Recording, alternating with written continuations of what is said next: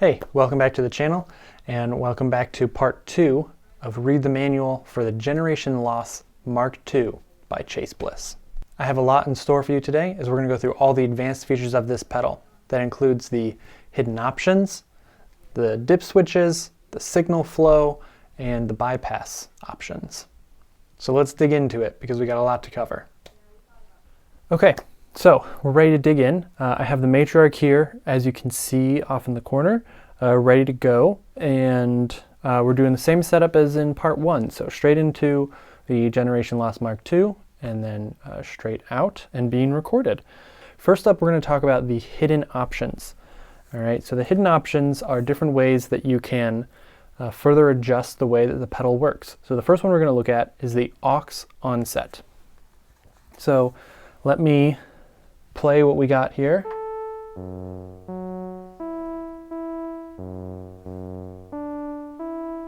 All right, so that's without the generation loss, and this is with it.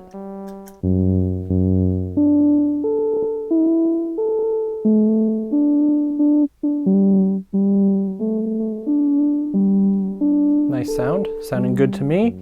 All right, so the aux onset, that setting will change how long it takes for the auxiliary effect to happen, to set in. So right now, this is where we're at default. I haven't adjusted anything yet on here. So this is how it sounds right out of the gate. All right, so what we're gonna do in order to access the hidden options is we're going to press down both of the foot switches at the same time till the LEDs turn green. And then from there, we're going to adjust the wow knob, and that's going to change the aux onset. So further clockwise is the longer it's going to take, counterclockwise is going to be shorter.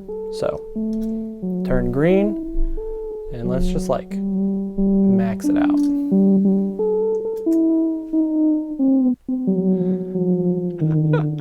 It's going so slow. Oh my gosh. That was incredible. Okay, let's set it back a little bit.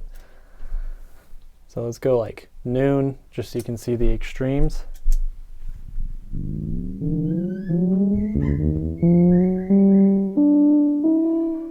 Okay. And then we'll go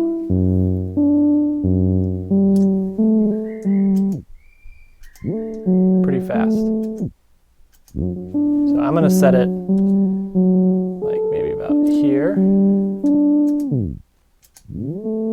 Yeah, I think that works. And then now we're just back on the wow knob.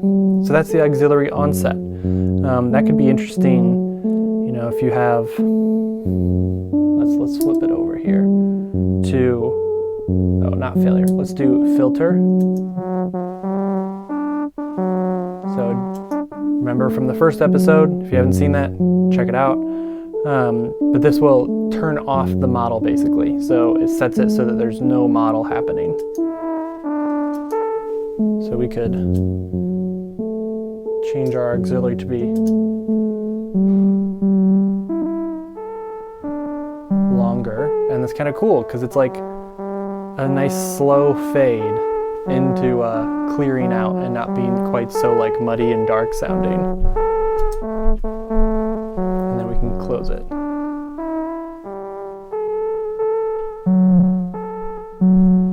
Nice. I'm gonna put it back to where it was. Cool, that's the auxiliary onset. Next up is the hiss level. So that's what is introduced when we have the noise on.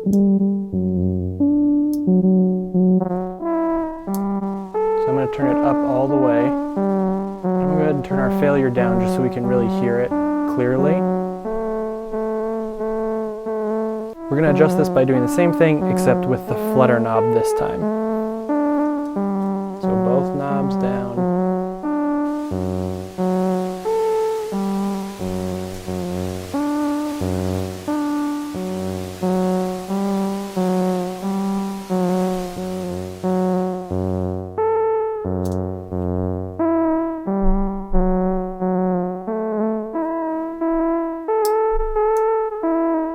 basically gone.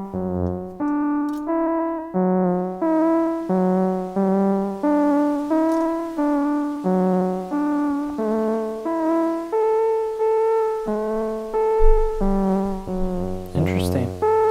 That gives you a lot of control over, you know, what does mild and heavy mean. All right, next up is the mechanical noise level. This is set with the saturate knob, middle one, and it's going to set the volume of mechanical noise introduced by the noise toggle. So it says new is 0. If we rotate it clockwise, then we're going to get hum, and if we rotate it counterclockwise, we're going to get VCR noise.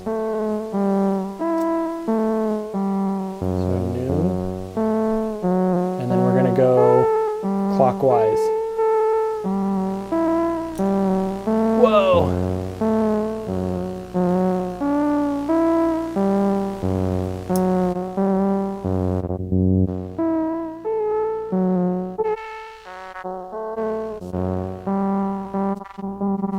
The hum is kind of like a buzzing type of effect, is how I'm interpreting it. And then let's go to the VCR noise by going counterclockwise.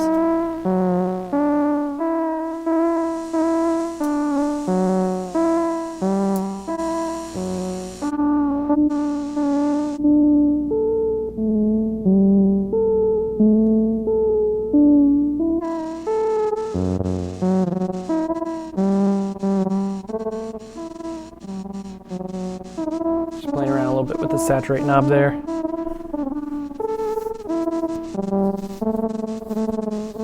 Nice. That plays so beautifully with the failure knob. All right, let's bring that back down.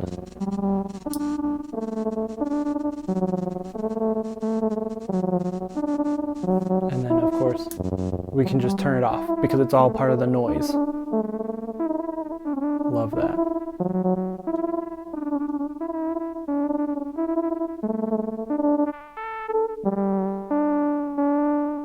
Love it. All right, let's bring that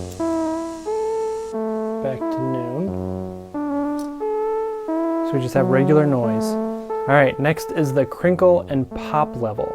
And this sets the volume of the crinkle and pop sounds introduced by the failure knob. So again, clockwise will be really loud, counterclockwise will be very soft. So I'm going to turn that off, bring our failure up.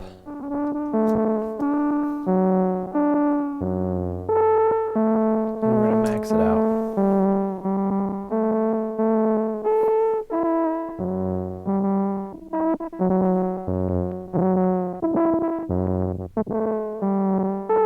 So now we're really hearing all the crinkles and stuff.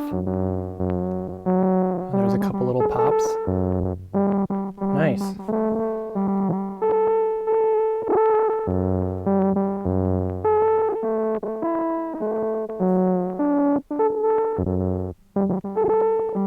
Very cool. Love that. And then again, if we want it to sound cleaner, we just pull the failure off. Love it. All right, next up is technically the bypass type, which we set with the model knob, but I'm actually going to bypass that because we're going to address that later on when we're talking about signal flow and the bypass options. So we'll address that later. We're going to hop down, and the last one is the input gain, which is set with the dry toggle here. Set it the same way, so hold both of these and then flip the switch. Fully left is line level, in the middle is instrument level, and then fully right is high gain, so if you really want to distort stuff. So press them down. Now it's on instrument level, and then high gain. You can hear how it's distorting more now because we're using the high gain setting. And we have the saturate set to noon. So we can really get it sounding gnarly. There we go. Instrument level, which would be for like a guitar.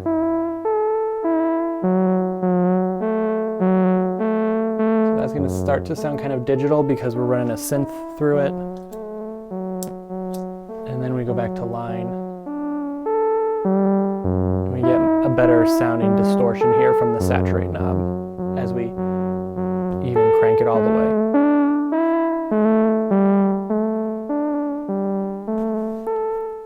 That's all the hidden options. Next up, we have the fourth hidden auxiliary function. This is the freeze function that used to be back on one of the old versions of the Generation Loss. So the way that we are going to access this is by setting a few things. First, we're going to set the auxiliary function all the way over to fail, and then we're going to hit a few dip switches. You can only access this in the classic mode, and then you also have to flip the drop bypass and snag bypass, which we will cover later. All right, so we're going to do our classic, boop, and then we're also going to do the drop and snag bypass. So we have drop and snag. Cool beans. All right, let's give this a shot. All right, so we should just now be able to play our sequence. Oh, that's right. Remember, we gotta get our knobs set the right way, and then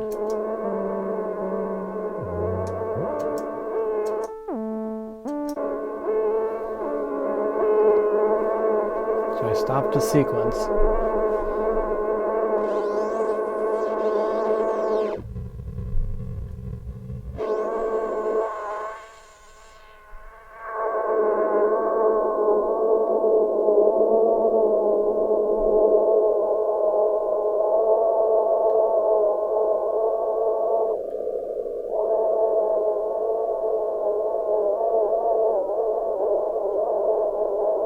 Just kind of messing around here.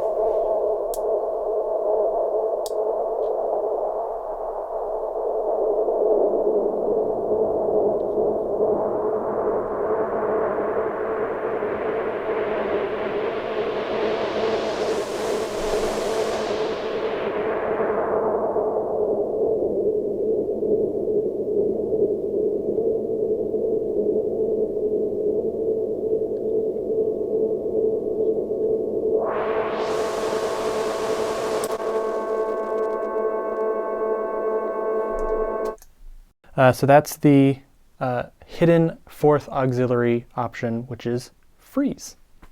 Next up, we're going to talk about all the dip switches. So you can see that we have them all visible now, so you can get a nice view of what's going on. So first, we're going to talk about these. So over here, this side, all the white ones are for ramping and expression. The blue ones then, over here, are all different features that you can change. So sort of similar to our hidden options, how we adjusted things. It's the same way for these blue ones. So first up we have MISO, which we talked about in the first episode. That's our mono in, stereo out. So that's, you flip that to engage it. And then we have spread, which creates a stereo image when you turn up the failure knob. So that's really fun. We'll actually give that a shot. Let's do that right now. So I had this left from our previous setup. So we're going to bring these back and let's engage spread. Here's our sequence. I'm going to turn up the failure.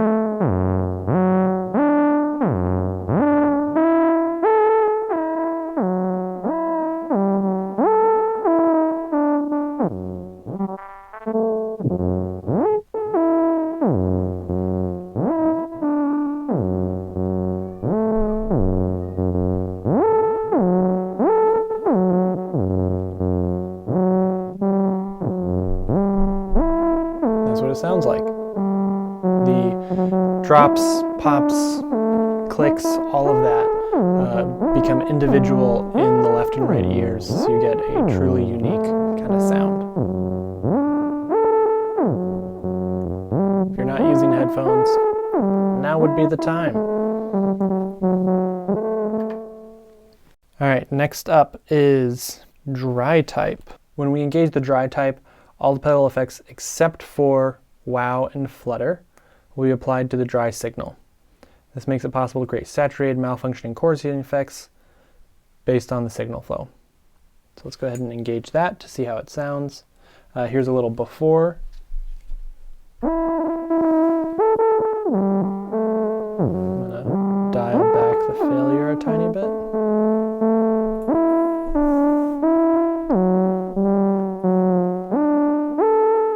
And then we'll engage the dry type.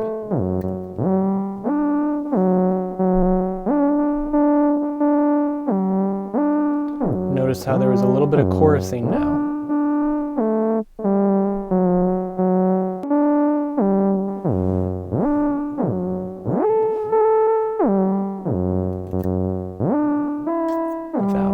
Notice there's no chorusing now.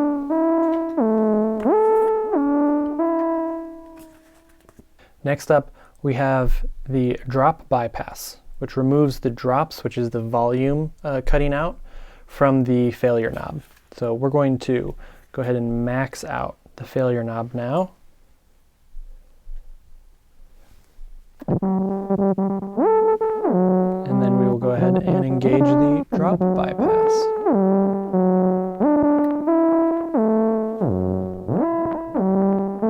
Notice there's no more volume dips anymore. We're still getting snags and crinkles and such, but no more drops in volume.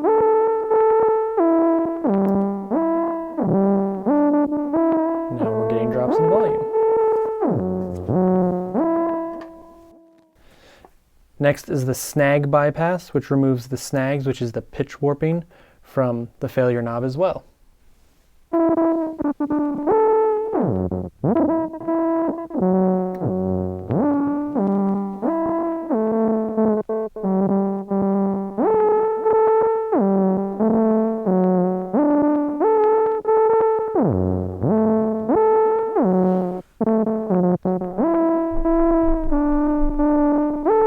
You can turn the wow and flutter all the way off.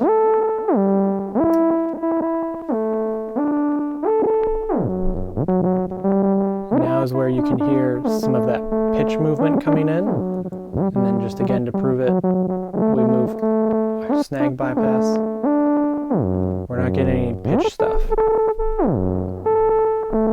Turn the glide off on the synth as well, so you don't even hear it moving, gliding between each note. It's just the volume and the snags. Or I'm sorry, the crinkles.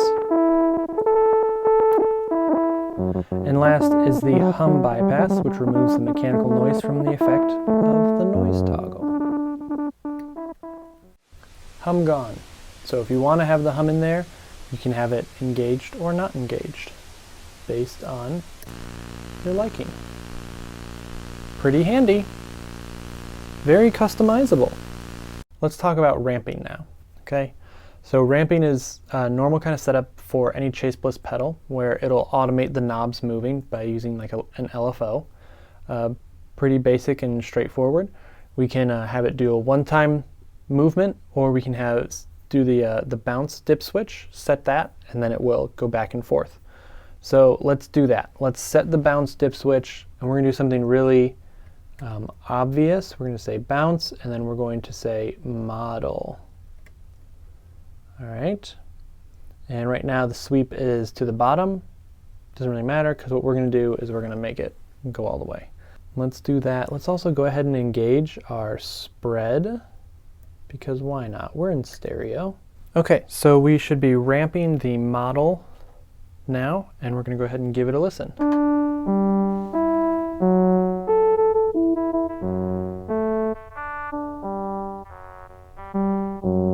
And our volume knob now becomes the speed of our ramping.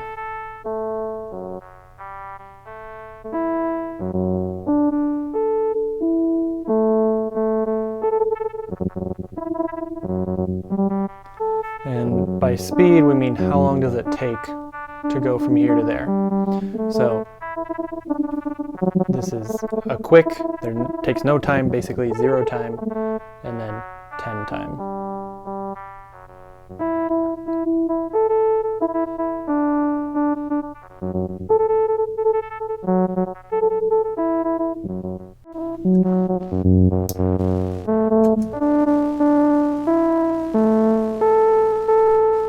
Handy.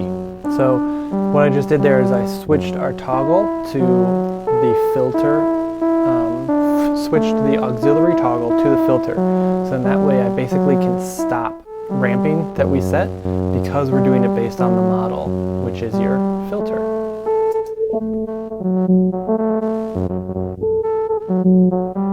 Pretty cool.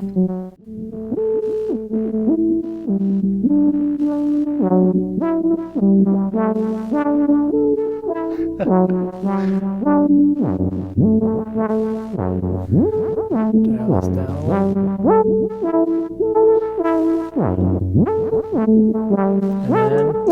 And then basically stop our ramping.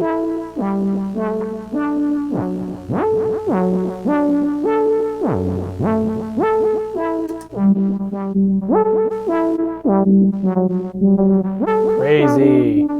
That's fun. So this is the power of... You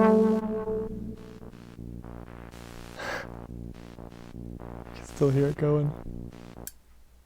That's great. So there's a lot of depth here and a lot that you can get creative with, which is super exciting. Now, there is also a feature that I don't know. I don't think this is on the older Chase Bliss pedals. I think this is new to this one. And that is that you can actually adjust your volume while ramping. You can just hold down the left foot switch and set things to your preference for the volume, and then go from there. So let's play this. All right.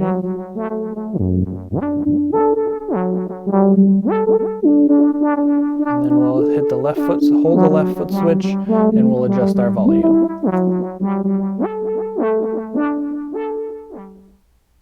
Nice. So there's all the way off.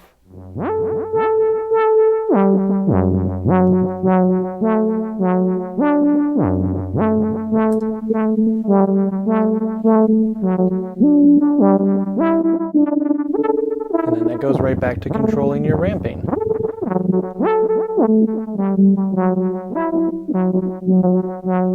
Awesome. Super handy. And very nice to be able to just adjust that on the fly. The last thing to discuss is the signal flow and the different ways you can bypass your signal with this pedal. So in the manual, there is a little diagram of the signal flow. You can pause it and view that if you would like. I can also bring it down here so you can see it.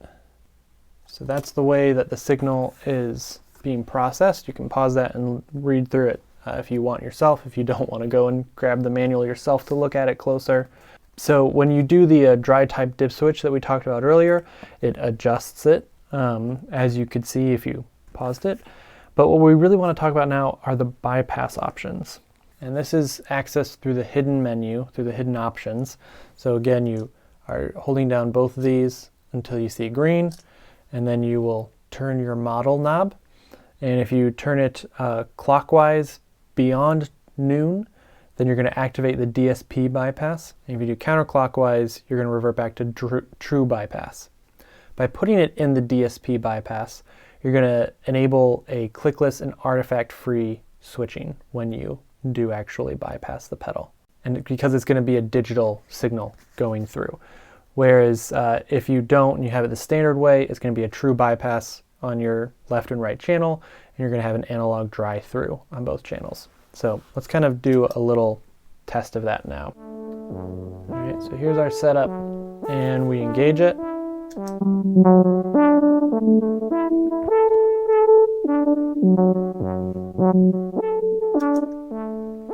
Not bad. Let's make an adjustment to our bypass type.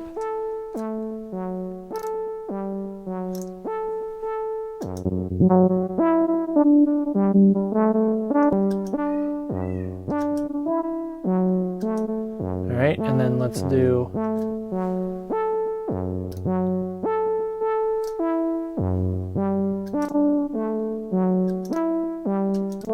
You'll notice there's a little bit of a click there because we're doing analog. True bypass.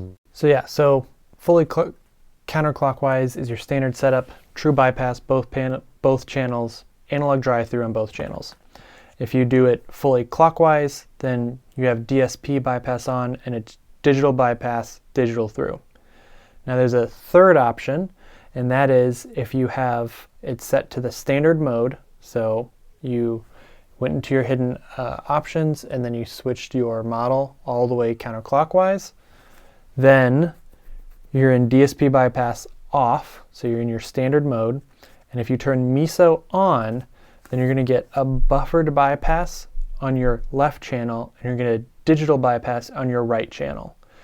And then you'll have an analog drive-through on your left channel and a digital through on your right channel. Just something to know that might be helpful depending on how your rig is set up, to have it switched that way. Maybe not. Maybe you can just leave it as standard. I have a feeling most people probably will be fine with standard, but it's up to you, and now you know. That's it. That's all the advanced options and features of the Generation Loss Mk II. I hope this video was helpful to you and you enjoyed it, and I hope you also see how much potential there is with this pedal. I feel like from a sound design perspective, this is going to be so much fun to play with and so much fun to dive into all the nitty-gritty details of, you know, how much hum volume you have and what your noise character is like. Like, this pedal can be so specialized, and that's really cool to me. So if you liked this video, please leave a like, subscribe if you want to see more stuff like that, and tell me in the comments what was the most helpful to you. Until next time, later.